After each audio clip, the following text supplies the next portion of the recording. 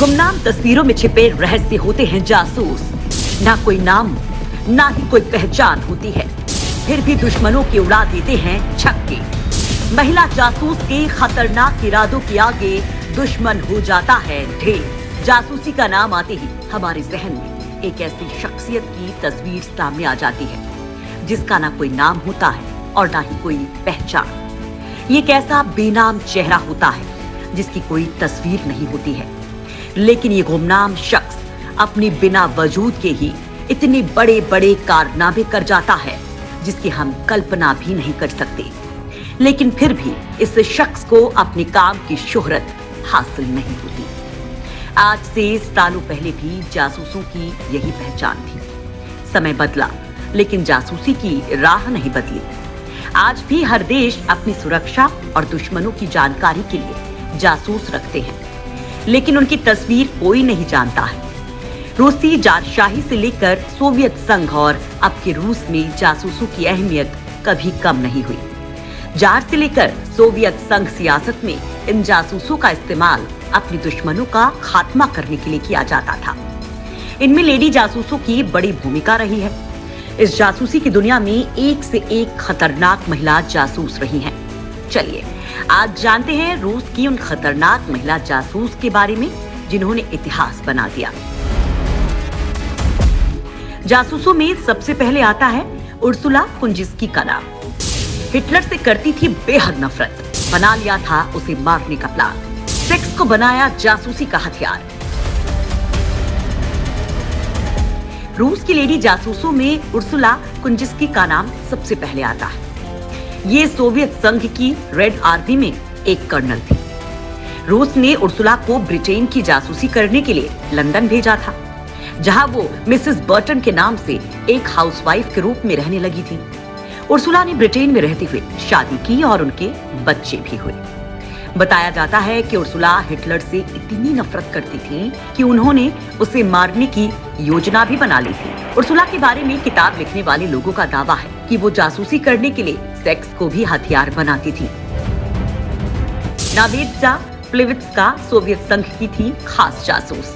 नादेज्दा ने कई खतरनाक मिशंस को दिया अंजाम। रूसी शासक जार निकोलस द्वितीय की फेवरेट सिंगर नादेज्दा प्लेविट्स्का सोवियत संघ की जासूस थी। जारशाही खत्म होने के बाद नादेज्दा प्लेविट्स्का अपने पति जोना निकोलाई स्कोबलिन के साथ स्वदेश लौटी थी, जहां नादेज्दा सोवियत संघ की खुफिया एजेंसी में भर्ती हो गई। नादेज्दा ने पति के साथ मिलकर दुनिया भर में कई खतरनाक मिशन को अंजाम दिया था। 1937 में पेरिस में नादेज्दा को जासूसी करते हुए फ्रांस पुलिस ने गिरफ्तार कर लिया, जहां फ्रांस की सरकार ने उन्हें जासूसी के आरोप में 20 साल की कठोर कैद की सजा सुनाई। ओल्गा रेवजिना का जासूसी में रहा है खास नाम। रेवजिना ने सोवियत खुफिया एजेंसी के लिए काम किया था। ओल्गा रेवजिना को एलेना फेरारी के नाम से भी जाना जाता है। ओल्गा रेवजिना ने साहित्यिक गतिविधियों के साथ सोवियत खुफिया एजेंसी के लिए भी काम किया। वो कवित्री थी और उनकी कविताएं सोवियत संघ और इटली में प्रकाशित हुईं। एलिजाबेटा जरूबिना को माना जाता था विष कन्या। दिलकश अंदाज को बनाती थी अपना हथियार। अमेरिका के परमाणु बम प्रोग्राम की दी थी जानकारी। एलिजाबेटा जरूबिना को जासूसी की विष कन्या माना जाता था। सोवियत खुफिया विभाग जरूबिना की काबिलियत से अच्छी तरह से वाकिफ थे। रशिया बियॉन्ड की रिपोर्ट के मुताबिक जरूबिना के दिलकश अंदाज से कोई अछूता नहीं रह सकता था। वो आसानी से किसी को भी अपना दीवाना बना लेती थी। एलिजाबेटा जरूबिना ने यूरोप के कई देशों और अमेरिका में सालों तक काम किया। एलिजाबेटा जरूबिना सोवियत संघ की ऐसी पहली लेडी जासूस थी जिन्होंने अमेरिका के परमाणु बम प्रोग्राम की इंफॉर्मेशन हासिल की थी। मेलिता नॉरवुड खतरनाक जासूसों में थी एक। ब्रिटेन के परमाणु बम की खुफिया जानकारी की थी हासिल। मेलिता नॉरवुड को स्टालिन के करीबियों में से एक माना जाता था। इसकी एक बड़ी वजह ब्रिटेन की एटम बम की खुफिया जानकारी हासिल करना था।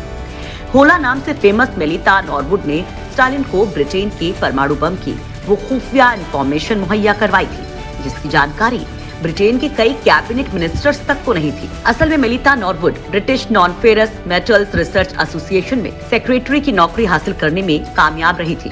इस संस्था की निगरानी में ब्रिटेन का परमाणु कार्यक्रम चल रहा था और वहीं से मेलिता नॉरवुड ने उनका प्रोजेक्ट कॉपी कर लिया था। एना चैपमैन सेक्स को बनाती थी हथियार, हुस्न को इस्तेमाल कर करती थी जासूसी। एना चैपमैन का नाम रूस की खतरनाक जासूसों में शामिल है। एना सेक्स को हथियार बनाकर दुश्मनों के राज जानने में माहिर थी। ब्रिटिश नागरिक रूसी जासूस एना को 2010 में अमेरिका में 9 रूसी जासूसों के साथ गिरफ्तार किया गया था। इसके बाद अमेरिकी सरकार ने उसे रूस निषेध कर दिया था। एना ने ट्विटर पर अमेरिका के एनएसए एजेंट एडवर्ड स्नोडन को भी प्रपोज किया था और उसे अपने हुस्न के जाल में फंसाने की कोशिश की थी। ऐसा एना ने रूसी राष्ट्रपति ऑफिस के कहने पर किया था। एना को सेक्सी जासूस के नाम से भी जाना जाता था, जो हनी ट्रैप करके राज जान लेती थी। एना के एक पूर्व प्रेमी एक मॉडल डेनिस हिडर्ट ने बताया कि वो अपने जिस्म को बखूबी इस्तेमाल करती थी। वहीं कई देशों में सीक्रेट एजेंट रह चुके बिल स्टैनीफोर्ड के मुताबिक एना ऐसे पेश आती थी कि लोग ना चाह कर भी उसकी तरफ आकर्षित होते थे। एना आज एक मॉडल और एक एंटिक शोरूम की ओनर है। वो मॉस्को में टीवी शो होस्ट करती हैं। आलिया रोजा रूस की केबीजी की खास जासूसों में थी। अपने पहले टारगेट से आलिया को हो गया था प्यार। आलिया रोजा एक हाई रैंक रूसी मिलिट्री जनरल की बेटी हैं। आलिया अपने पिता की तरह देश की सेवा करने के लिए सेना में भर्ती हुई थी, जहां वो एक जासूस के तौर पर काम करती थीं और अपने देश के दुश्मनों को बहला फुसलाकर उनसे खुफिया जानकारियां बाहर निकलवाती थी। लेकिन इसी दौरान आलिया अपने एक टारगेट के साथ प्यार में पड़ गई। साल 2004 में 19 साल की आलिया को अपने पहले टारगेट से प्यार हो गया था। उस शख्स का नाम भी व्लादिमीर था। उन्होंने बताया कि व्लादिमीर के गिरोह को पता चल गया था कि वो एक जासूस है, जिसके बाद 10 गुंडे आलिया को जंगल में ले गए और उसकी पिटाई की, लेकिन व्लादिमीर ने उसे बचाया था। रूस की जासूस महिला की जिंदगी होती है नर्क के बराबर। महिला जासूसों को किया जाता है प्रताड़ित। जासूसी का रास्ता जितना कठिन है, उससे कहीं ज्यादा कठिन महिला जासूसों की जिंदगी होती है। हाल ही में रूस के राष्ट्रपति व्लादिमीर पुतिन के लिए जासूसी करने वाली एक पूर्व सीक्रेट एजेंट ने कई चौंकाने वाले खुलासे किए हैं। उसने बताया कि किस तरह से रूस में महिला एजेंट्स को प्रताड़ना से गुजरना पड़ता है। उनका शारीरिक और मानसिक शोषण किया जाता है, लेकिन वो किसी से शिकायत भी नहीं कर सकते। अगर कोई ऐसा करने का साहस दिखाता है तो उसे पूरी जिंदगी जेल की चारदीवारी में गुजारनी पड़ती है। रूस की जासूस रही आलिया रोजा ने भी इस बात का खुलासा किया है कि उन्हें ट्रेनिंग के दौरान शारीरिक प्रताड़ना से गुजरना पड़ा था, जिससे वो अंदर तक टूट गई थी। आलिया एक सैन्य परिवार में जन्मी थी। उनके पिता सेना में जनरल थे और वो चाहते थे कि उनकी बेटी भी देश की सेवा करे। पिता की ख्वाहिश पूरी करने के लिए आलिया रूसी सेना में शामिल हुई, लेकिन ये उनकी जिंदगी का सबसे बुरा फैसला था। ट्रेनिंग एकेडमी में ही उनका बलात्कार किया गया, लेकिन वो चाह कर भी इसकी शिकायत नहीं कर पाई। आलिया ने अपने पिता को भी इस बारे में कुछ नहीं बताया। ट्रेनिंग पूरी करने के बाद अपने पहले असाइनमेंट के तौर पर उन्हें सेक्स वर्कर की भूमिका निभानी पड़ी। आलिया का कहना था कि वो शिकायत करती भी तो किससे, क्योंकि ट्रेनिंग एकेडमी का पूरा सिस्टम ही भ्रष्ट था। राष्ट्रपति व्लादिमीर पुतिन की ट्रेनिंग एकेडमी में महिला एजेंट को इस कला में माहिर किया जाता है कि पुरुषों को कैसे भी रिझाना है, कैसे भी करके अपने हुस्न के जाल में फंसाकर दुश्मन से जानकारी निकलवानी है। आलिया को भी अपने पहले टास्क में सेक्स वर्कर की तरह पेश आना था, ताकि वो क्लब जाकर ड्रग्स गैंग के सरगना को फंसा सके। अपने पहले मिशन के दौरान ही आलिया को अपने टारगेट से प्यार हो गया था, लेकिन जल्द ही आलिया की असलियत व्लादिमीर के गैंग को पता चल गई। वो आलिया को मारना चाहते थे, लेकिन व्लादिमीर ने उन्हें बचा लिया। हालांकि कुछ ही दिनों बाद व्लादिमीर की हत्या हो गई। आलिया आज तक पता नहीं लगा सकी हैं कि व्लादिमीर को उसके साथियों ने मारा या दूसरे एजेंट ने।